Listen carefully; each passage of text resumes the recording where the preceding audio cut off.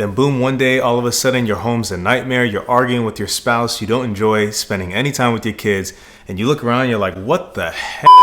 What's up, Minimal fam? We all just want a good life. We want a warm and welcoming home. We want to make memories with our family. I mean, that's what we've always told ourselves since we were younger. We've never set out to make our lives miserable or have a life full of regrets. Like, that's the last thing we would ever want. But we don't always see how the little habits that we build, like buying too many things, accumulating clutter, and prioritizing stuff over people, makes us, well, miserable. And honestly, we don't ever just say, maybe we should have a minimalist lifestyle. That seems a bit extreme. Here's how life works. We all start off by ourselves, then maybe we find a beautiful significant other, and we start dreaming of our future, of owning a home, having kids, living a great life. Well, then we actually do it. We start to have kids, and life gets crazy. Now it's no longer your stuff, it's all of our stuff.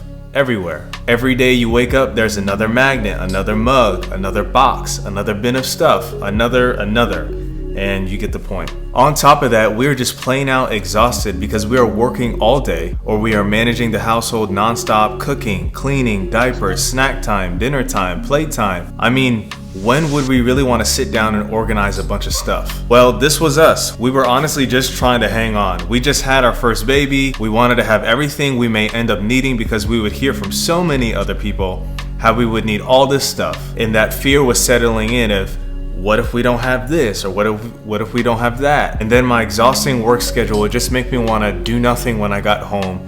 And then those small pockets of clutter all around the house would just attract more and more. And Carlene was just trying to keep things together at home. This is a common problem we have in all of our lives. Whether you have kids or a significant other, clutter is clutter. It gets in the way of what's important. It exhausts you just by looking at it. The sentimental items, the emotional attachments, finding a place for everything to go. It just gets complicated quick. The problem with turning a blind eye to it, or just telling yourself I'll get to it later, or when the kids aren't being crazy, or when I have the perfect time, is that it continues to compound. Just like investing money, clutter has a weird way of attracting more, and fast. And funny enough, the clutter that we are emotionally tied to has a way of bringing out the worst in us. There was a time that the chaos in our home just made us irritable always. Arguments were at an all-time high, and we barely could enjoy the time as a family, yet alone time with our kids. Not only that, instead of addressing it head on, we would just zone ourselves out with TV when we had a dull moment, and eating out because it was convenient and we were tired. So our health, well, yeah, wasn't great at all.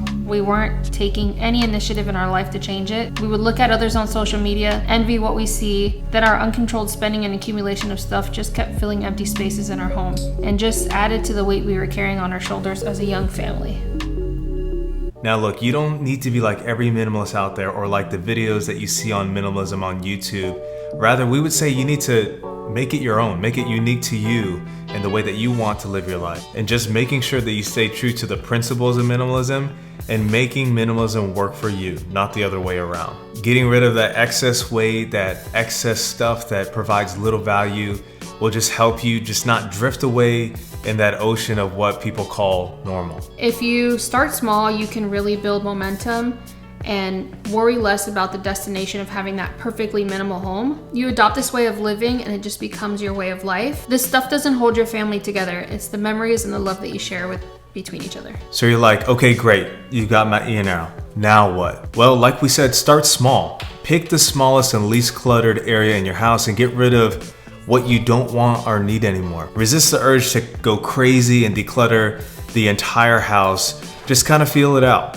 How does it feel after a couple of days? Does this feel good? If so, then jump into another area. What's so awesome about this is that each time you complete the whole process, you really start to feel empowered and excited for the next project. You start to learn how to do it faster, you become more decisive, and you build up the courage to let go of things that appear like they are the only way to keep that memory alive. We experience this in so many ways. This new energy really helped me take more initiative in my life. I started planning my weeks, I started planning my workouts to prioritize my health, and I felt like I could finally have this space to focus on the dreams that I had for me and my family. Now that we live a minimalist lifestyle, I can actually enjoy being a stay-at-home mom and being with my kids, and at this point, the kids are even involved, especially my 3-year-old daughter, who understands the concept of like getting rid of things we no longer use.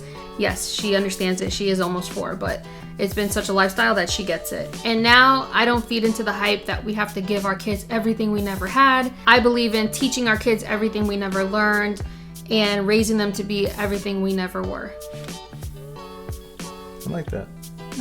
Minimalism starts to have like a cascading effect. It starts to affect all the parts in your life, not just the clutter inside of your home. You really begin to appreciate space in your schedule, space in your home, space in your commitments that you make. And instead of numbing that dull ache inside of yourself with just scrolling through social media all the time, watching a bunch of shows all day long, eating a bunch of food that you shouldn't eat, just to kind of feel better, you begin to take charge of your life and try to make it the best for you and your family. This is why if you don't at least try minimalism, we know you'll regret it. Cool, so now you're gonna give minimalism a fair try, but you're not really sure where to start. Well, after you watch this video on the left, you'll know exactly what you need to do next, and you'll get to see how crazy my hair got during quarantine.